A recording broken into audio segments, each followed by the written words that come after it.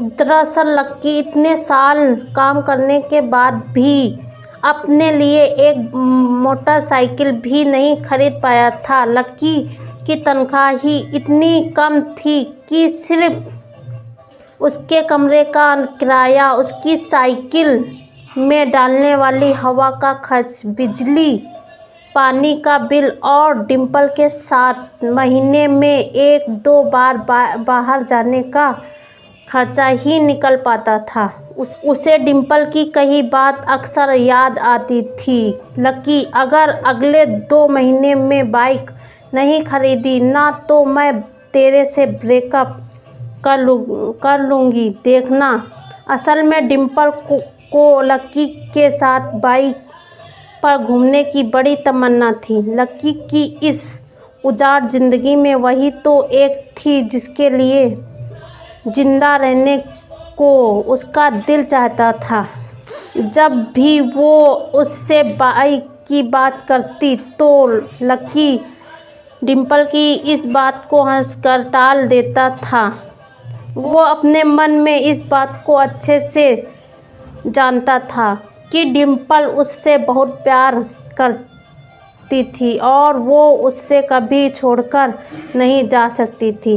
वो दोनों एक दूसरे ऐसे घुले मिले थे जैसे बादल में बारिश घुल जाती थी।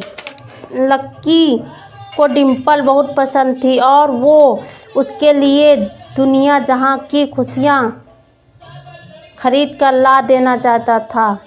वो चाहता था कि एक दिन वो डिंपल को प्लेन में बैठाए, लेकिन उसके ये सब ख्वाब इस कम तनख्वाह की नौकरी की वजह से तो कभी नहीं पूरे होने वाले थे। पर आज उसके पास मौका था। वो डिंपल को अपने साथ इस बारिश में राजपथ घुमाना चाहता था। वो उसे दिल्ली दिखाना चाहता था। चमनलाल को देने के लिए उसने पहले से बहाना सोच रखा था। बस जल्दी से वो ये डिलीवरी देकर सीधे डिंपल के पास ही जाने वाला था।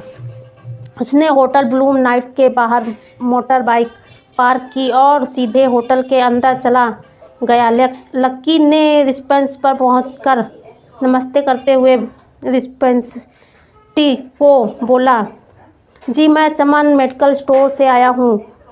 रूम नंबर 303 का ऑर्डर था। रिसेप्शन पर खड़ा आदमी उसके हाथ में काली थैली को देखकर ही समझ गया था कि उसमें क्या था और वो मंद मंद मुस्कुराते हुए बोला, थर्ड फ्लोर पर है, लिफ्ट से चले जाओ, रिंग कोट यहीं उतार देना, जैसा उस आदमी ने कहा। लक्की ने वैसा ही किया और लिफ्ट में चढ़ने के कुछ ही देर के बाद वो तीसरी फ्लोर पर पहुंच गया था।